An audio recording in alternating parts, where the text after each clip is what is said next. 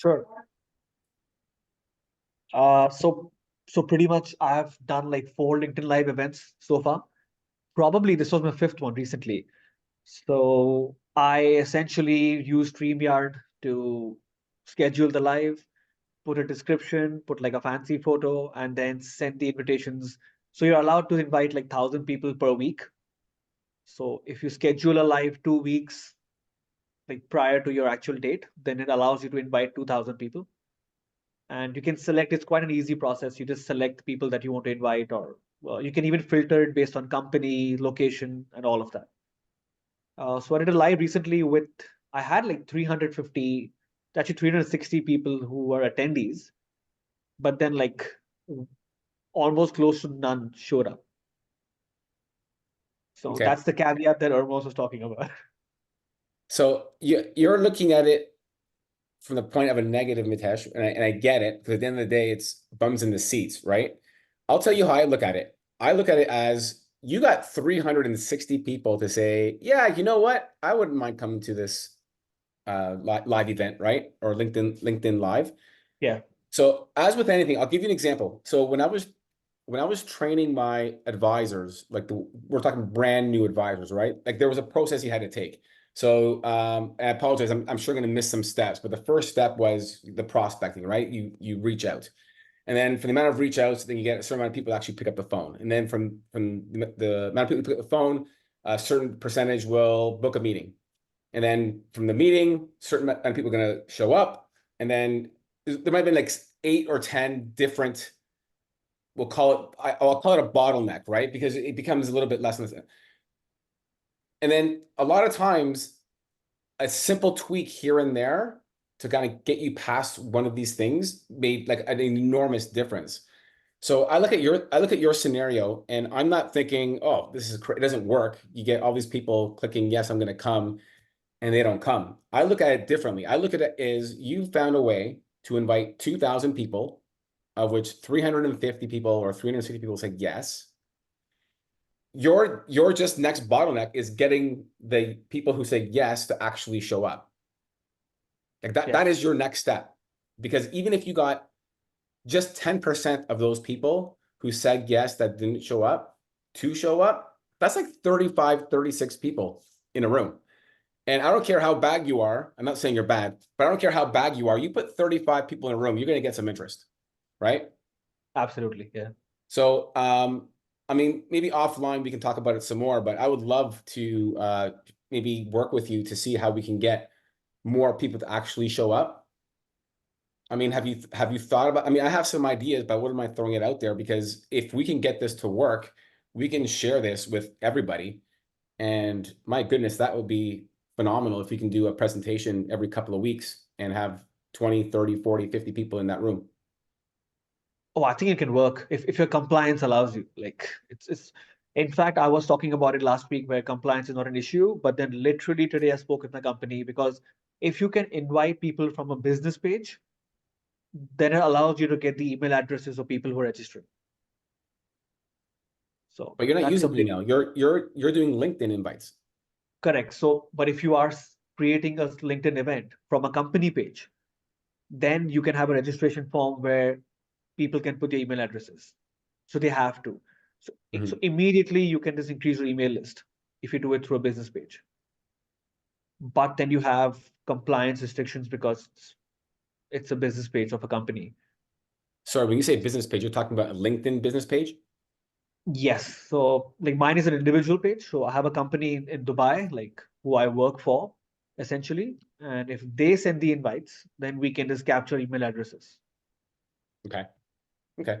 Listen, I have one quick idea for you that you can try. So right now you're getting people that, so maybe your topic for your LinkedIn Live is good enough to get 350 people, which is almost 20%, which I think is really high, by the way, with a 16, 17%. I think the timing was bad. I did it at 8 a.m. So I last night I went through all my lives and the analytics for all of them.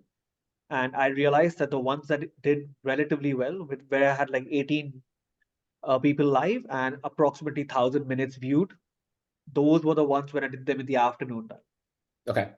on the weekend. So that's some of the things that I was looking at. And all the people that you invited, were they like are they from Dubai? Are they local people? Yes, majority of them. Okay. All right. So I don't know why 8 a.m. will be that hard. I imagine just it's before work. Still, I guess my one suggestion would be like give them a reason to show up other than you're putting on this LinkedIn Live. Like it could be a free gift, and a gift could be something digital, right? It doesn't cost you anything. You create it once, right? But they only get it. It's only for the people that show up for your LinkedIn Live event would they get this gift of whatever it is. Okay. So now there's an added incentive for them to show up, right? And you can become a little bit creative with that as well. I don't know, does anybody else have any ideas for Mitesh? No, I don't have an idea, but I guess I'm a little bit behind the times. I'm not sure exactly what it is you're inviting them to and what they want to see and what the value is for them to take some time out. So maybe you could just, if you could, Mitesh, just give us a little update on what you're doing, because I'm not sure what it is. Yes, so like financial planning topics. I did one where I actually spoke about some of the biggest mistakes that investors make when it comes to planning for their finances or goals. So my niche is C-suite executives and tech employees. I did one live about RSUs and how diversifying them or the concentration risk that is there with RSUs. So I've done like multitude of topics, financial planning related. Okay. And then again, I'm just getting into the swing because it's the first one I've been on. Let's assume that you get one person that's very keen. What's the follow-up on it? So I offered a complimentary planning session for this one, for the recent one that I did. The follow-up essentially is also, in fact, I tried for my previous lives, I messaged them in the DMs and told them that in case you missed it, would you like to see the replay? And quite a few of them said, yes, sure. And then I sent them the replay of the LinkedIn Live. Okay. So I guess this, what I can see, and again, I'm an outsider on this, what I can see is people are coming because the topic seems to interest them, but yet there seems to be a chasm there somewhere. And what is it to do it? The free gift, follow up for the first meeting, maybe. I don't know. It's are you going to be meeting these people virtually, or are you actually going to physically see them? Oh, I would physically see them for sure. Okay. So one of the things that I do is that if somebody meets with me, I do give them a free gift. It costs me about $15, $18 for it. But if somebody's going to do it, I'm pretty well sure there's going to be a sale out of it because I'm not going to meet them. And I give them a mug. Okay. And I got to tell you, the mug is something I learned many, many years ago. I don't know if you know the name Bill Cates, C-A-T-E-S, not Gates with a G. As he always tells everybody, every meeting he ever does, every webinar he always does, I'm Cates with a C, not a G. And he said, you got to leave an anchor. And an anchor should be something that they see every single day with your name on it, every single day that they do it. So people give calendars in the old days. Now everybody doesn't need it. But calendars were only good for one thing. People used to give pens, but everybody had 10,000 pens. They threw it away. I have used the mug this year and it's been phenomenal because I get the maximum mug you can get, which is 4 fingers, not the 2-finger one. And when you do it, it is really good. In fact, I got one here. If you just hold for a second. I'm going to write that down. 4-finger mug. I'm actually used all mine up, so I've reordered them. This is my last one, by the way, and it's really bothered me. And I use this for my group benefit clients, not my individual life, but you can do it for individual life. So you can see it's a 4 mug, but if you can read it, you can see what it says. A trusted advisor and coffee are all the benefits I need. With my name. Joel Kadeski, love it. But clients love it for 2 reasons. Number one, most people that I meet drink coffee. A lot of them have it in front of me when I'm there. And they take the old one and throw it away because the best part is my wife pointed out a 4-fingered. You don't see that too often. I need one of those. So this is my Dutch, if somebody is going to see me after I have pre-qualified them, I guess, for the benefits, and it looks like it's something we're going to do, or it's just a client of mine I want to visit again to get more insurance or update them. I haven't had one negative on this, and I'm on my second run now. I'm just waiting. This is literally my last box. It pisses me off because I got some people this week I can't give it to because I don't have the product. So that might be, if you're seeing them physically, come with a gift. I love it. That could work, especially if you're going to see them physically. Yeah. Yeah, if you're going to do it on a Zoom or over, it's not going to work unless You mail they it to buy them. from you and then somehow you get it to them. If they're in the same city, you know, drop it off. I don't know, whatever. But to me, this has really, really solidified. And I can give you 2 or 3 stories, which I won't do now, it takes up time. But I can do it where I've actually saved a case where another broker was going to take it from me. This actually was the thing, because people owe you something when you give them something free. The law of reciprocity. Yeah. I mean, I know a guy in Toronto, his name is Jerry Weisblot. Every day, I can tell you right now, he's on his way to a restaurant for a client meeting. 5 days a week, he meets 5 different clients. He literally every day takes a client out for lunch. And his viewpoint is they owe me after. And every time he ends up with something. Interesting.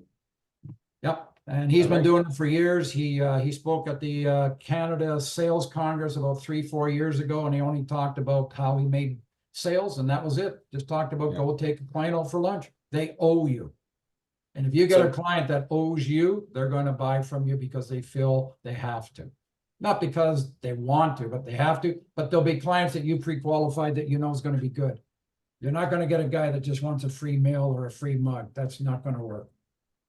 So Mitesh, that's an idea to maybe explore. I would go one step further and argue that if you had 350 or 360 people that showed some interest, they obviously they clicked yes, or they accepted your invitation for a reason. Well, those people are motivated. Just because they didn't show up doesn't mean they're not interested in what you have to say. So what you need to do is find an excuse and a reason to go back to those 360 people and then start asking them questions and say, you know, again, I'm spitballing here. We can certainly talk more offline, but it could be something as simple as, hey, you know what? You signed up for this and I noticed that you missed it. I'm sorry that you missed it. I do have a version of it, right? Because I guess you posted it on your LinkedIn feed. Oh yeah. I You can can always share do the that. link. But I'll tell you what the challenge is. And I know for a lot of people, like even 30 minutes is a long time. They just don't want to commit to 30 minutes. So another recommendation I would have for you, Mitesh, is to take your, how good are you with editing? Not good. Okay. Because if you can take your 30-minute presentation and just knock out like 4 or 5 like really powerful phrases or something that you said, and you repackage it in like under 60 seconds, and then you send them this and say, you know, here's a taste of what you missed, but I'm happy to set up a call to talk to you about these strategies. Why don't you even go one step further and take the video out of there and just say to them, I noticed that you didn't miss it. And it could have been the guy was away, had an appointment, sick, kid had to go to the hospital. You never know. He was interested, but he forgot you. And just say, you know, use the old line. I'm very good to meet with you on a Zoom or in person if he's in the same city. You know, the old with Wednesday or Friday, 7 or 9 work, blah, blah, blah. And if the guy says, yeah, come on over. Yeah, I wouldn't mind doing a Zoom with you. You've already got the appointment. All you're looking for is the appointment, right? That's all you want. You want to get the first appointment, and then you'll see the interest. So that's my viewpoint. I mean, if I was in your position, but the problem that you have, and a good problem, I wish we all had that, you got 350 prospects to call. You do. Who's got the time to do it? I don't know. That's a tough thing, but you're going to have to figure it out, because I mean, geez, if I had 350 names on a list now, it would be something that would be great. Most guys don't have 350 prospects to phone.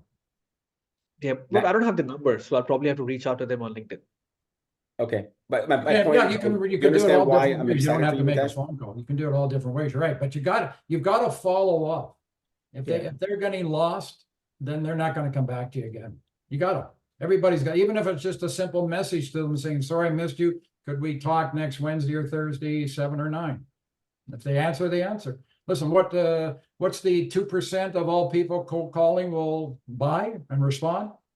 2% of 350 people is what, 7 people? That's 7 sales you got. That'll pay for your phone calls. Yeah, And you're a your lot closer than you think, Mitesh. But let me sorry, is that helpful, Mitesh? Oh, definitely. Okay, perfect. Ask a quick Yes, question. go ahead, David.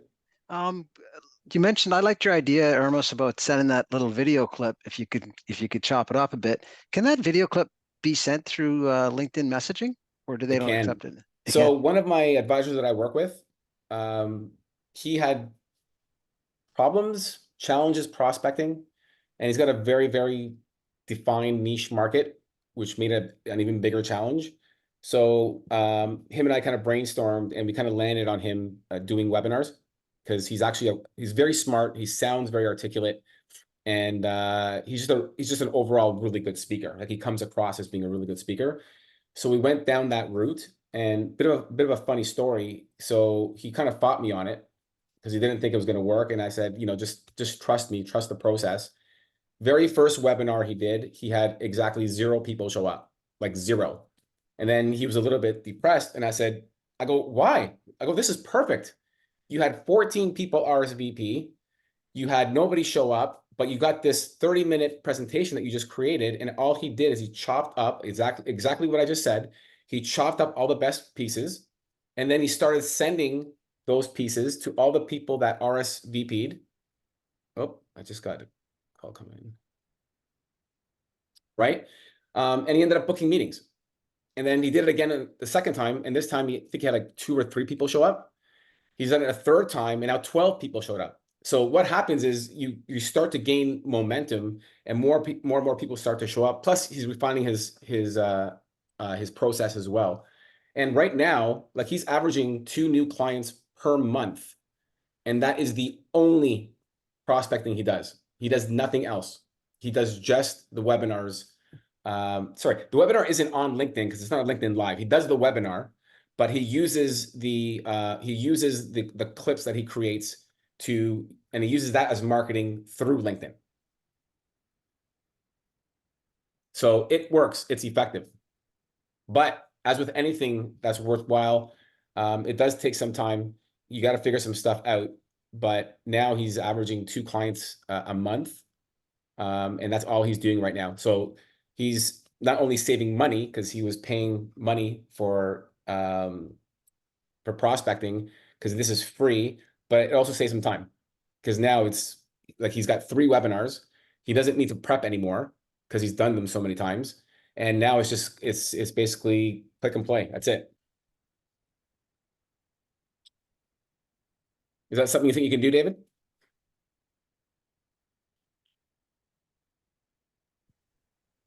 Yeah, sounds interesting for sure. Yeah. Okay. Okay, Rick or Ian, I just want to make sure I answer your questions. We do have 9 minutes. I got a couple things we can get through, but Rick or Ian, if you have specific questions, I'd love to answer them. No real questions for me other than what was that post that you sent out with regard to LinkedIn Okay, yesterday or the day that's what I was before? going to get to. So let me just go to Ian then and see if Ian has any questions. No, just came to listen today. Okay, fantastic. Welcome. All right, so thank you, Rick. I was actually going to talk about that. So there are some people out there that have really good engagement on their LinkedIn posts. Sorry, I'm going to assume that everyone's here because they want to grow their business on LinkedIn. I can't imagine any other reason why you've come to a LinkedIn session. The greatest factor that will increase your algorithm or your reach to other audiences is the engagement on your posts.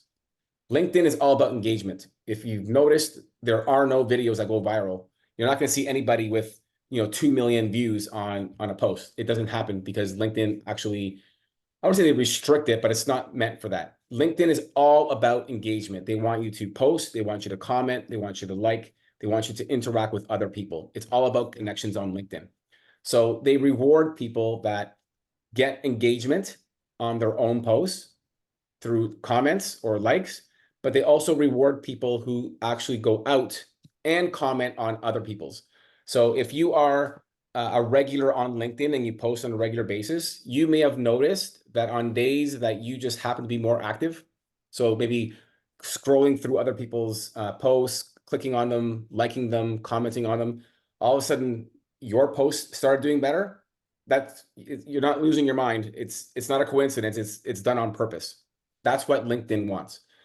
So this is kind of a bit of a hack. So we have a group of people here. We have a community that want to grow on LinkedIn.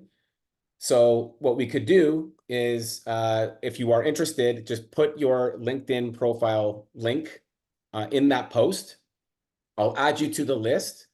And then basically, again, I'm not going to force anybody to do anything, but the idea is if there's 10 people on that list, you would go to all 10 of those people, find their post, and then engage with it. Like it, leave a thoughtful comment. And what they're going to do is the exact same thing. So if there's 10 people in that group, and we all posted something that day and we're all active, in addition to what you would normally get as far as engagement, you should get 10 more comments on your post, which is huge, by the way. And we've discussed this in the past. Every comment that you get, you should always reply, because those count towards the algorithm too. So 10 comments from new people plus your 10 replies is 20 comments on your post. And if you normally get 5 or 10 normally, right? And now you're at 30, like you're easily in the top 1%. And you'll see that your impressions will, I don't know what the number will be, 2x, 5x, 10x. It'll significantly increase the amount of reach. How do we And get then this? that's just going to bring in more people from outside your circle, which will grow your audience even more. And it just builds on itself. Yes, How do we Joel. get this link or whatever way you're said to get our profiles on? Are you sending something? Are you going to give it to us now or what? So it's in the school. I believe it's my latest post in school. It might be under LinkedIn learning or general discussion. I can't remember which one it is, but it just basically has right now, I think it's got like 4 or 5 names, but I know some other people put in their link as well. I will add them to that list to make it easy. And if you go to the last LinkedIn live that I did, I actually taught you guys how to create your own feed so you're not bouncing back and forth. Mitesh, you were here, right? I can't remember if anybody else is here, but definitely worthwhile going back and watching last week's LinkedIn learning. So that will save you tons of time. Before I learned this hack, I would honestly spend probably an hour going back and forth and commenting. And now, because everything is just all lined up in a row, I do it in 10 or 15 minutes. Like literally, it's saving me 75% of the time that I would normally take me to go through my comments. Yes, Mitesh.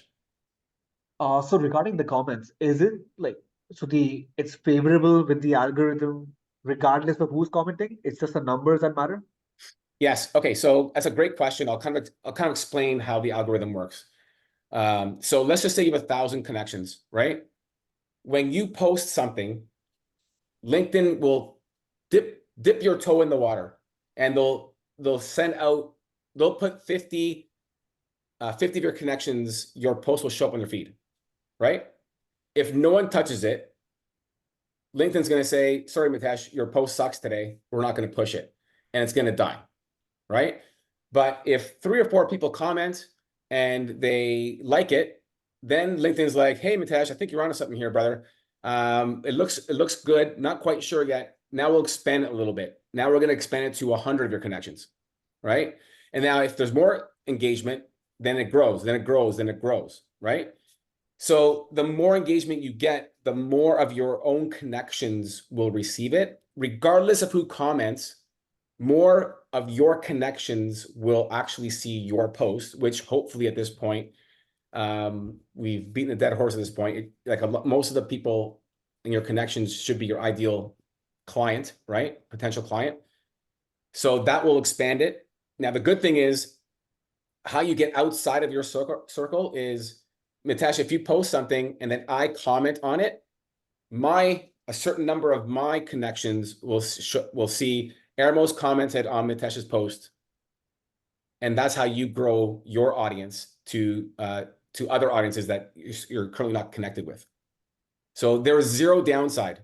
Yeah, so even if you got 10 comments from 10 people that would never be your clients, it doesn't matter. It still helps. There's zero downside to people commenting on your post, which is kind of funny because this brings up, I remember this, it was an influencer that said that they loved haters. And the reason they love haters is because they would post something and then a bunch of people go in there and say, no, you're wrong. I don't believe you, and blah, blah, blah, blah. And he says he loves it because all they're doing is you're driving the algorithm, right? So if you've got 5 or 10 haters in there commenting and then somebody else is commenting, he goes, that's what you want, right? I'm not suggesting you go out there and find haters. I'm just saying that there is no downside to any comments. Joel, you have a question? Yeah, just a very quick one. I was under the impression, but you've changed my thinking on this. So when I do a post today, and I've got over 500 connections, not all 500 are going to receive it? No, it'll be a percentage, 5 or 10% only. Really? I thought everybody would see it. It's interesting.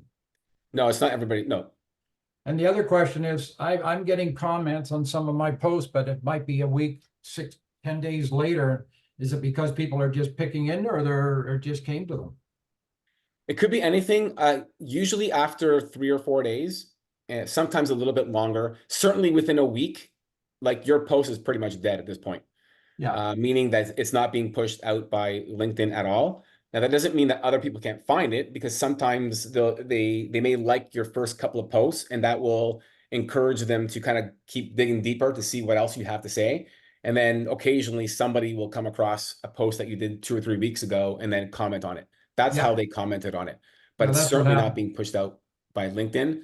The numbers that I've heard recent, and I emphasize recent because LinkedIn is constantly changing their algorithm. I heard that something like 25%, 25 to 50% of the algorithm would happen in the first 24 hours. And then another 25%, and then another 25%. So usually after 3 or 4 days, the algorithm isn't really working on your post, provided no one else is engaging. So I mean, we can do this as an experiment too, just for fun. We can designate somebody that has a post they posted like a month ago, and it's kind of dead, and we all go in there and just comment and post, comment and post, comment and post, and see if we could bring it back to life. I've always thought that would be a pretty cool experiment to do. I'm up for it. But it would confirm what my thought is, that at the end of the day, if people start to comment, it's just going to reignite that same algorithm, even though your post was dead 3 weeks Another ago. question is, if somebody comments on my LinkedIn post today, how many of their connections will see that comment? And my people? Everyone's different. So again, it really depends on how often they post, on how active they are. So obviously, if Mike Kitz's posts something on yours, it's going to be a lot more impactful than if I did it, right? Because he's got, I think, I don't know, 150,000 people, whatever it is. I don't know what the number is. But yeah, the bigger they are, it's always a percentage, right? So if it's Michael Kitz's and it's 2%, well, 2% of 150,000 or 200,000 is a lot of people. I have 10,000, 2% is still I guess mine's not bad, 200, whatever. But obviously the bigger they are, the more, I guess the more of the algorithm will kick in. Can you just 1 second just talk about impressions? Yeah. What do you want to know? Why is that important? Some days I get 700, some days I get 200. What does that mean as far as LinkedIn's concerned with eyes? Yeah. So don't use this as a rule of thumb, because I've posted the exact same post sometimes multiple times to see what happens. And sometimes I will get 4,000 impressions on that one post. And then I post it again and I get like 800. So who knows? But what impressions mean is it's the amount of people that actually see not necessarily read it, will see your post in their feed. Now they could just scroll past it, but that would count as an impression. But the way to look at impressions to see if you're on the right track is the more impressions you have, then the more impactful your post was generally, which basically means obviously, if you have a post that did 5,000, it resonated with more people than the post that had 500. It's that simple. So take what you did with that post with 5,000 and figure out what you did and do more of it. That's how you would use impressions to grow your audience. But it doesn't, I want to throw a small caveat here. People will often mistake impressions for success, because if your intent is to get potential clients to reach out to you, sometimes your posts with less impressions will be more impactful in the sense that people are more likely to reach out to you than simply impressions for impression's sake, if that makes sense. Yep, it does. Just so you'll know, I have not made one client off LinkedIn yet. I have a lot of clients who are on it who have commented and talked to me when I met them, but I haven't picked up any new. But that's okay. I wasn't intending. That's not the intent. Okay, Joel, then we'll fix that then, because the whole reason why we're doing this is for you guys to get clients from LinkedIn. So make sure you post your LinkedIn profile link in that post. If I can find it. If I can't, I'll message you and you'll help me. Sure. David, go ahead, my friend. Yeah, just a quick one. I know we're over time here. I think at the last meeting, maybe I misunderstood. You questioned why I had so many financial advisors as contacts, and I should have more of my target market. So you're saying with this group, it's not really to follow all these people, it's just to comment on their posts, right? Yes. Yeah, okay. Well, yeah, I mean, follow the people you want them to follow you back. Listen, there's nothing wrong, right? You get X amount of connection requests per week. I think it's 100 or 120, maybe a little bit more. I try to do about 20 a day, and it's not often that I reach the maximum. But other people have told me different. I might have a higher number because I'm more active on LinkedIn than most. But all I'm saying is, if we know that when you post something and your algorithm expands so more people can see it, if the only people you have, David, are financial advisors, I mean, they're not going to become your clients, right? Now, ironically, if they start engaging with your post, then potentially their clients will see your post, right? But that's not really what you want anyways. What you want is you want to connect with people that you want to bring on. So you're from Nova Scotia, right? Yep. So you should be connecting with people like locally. That's what you should be doing. Do I ignore people who put a request out to link to connect, or what? Like financial advisors, because I get a bunch of those every day. Connection requests. I ignore people that are not part of my. So the only people that I accept are financial advisors or people that I can learn from. Those are the only two groups that I would bring on. But again, financial advisors is my niche. That's not your niche. So you should be connecting with people from Nova Scotia. Good? Good, thanks. I got to All run, right, gentlemen. so thank you. Have a wonderful day. Thanks for showing up, and we'll see you in school.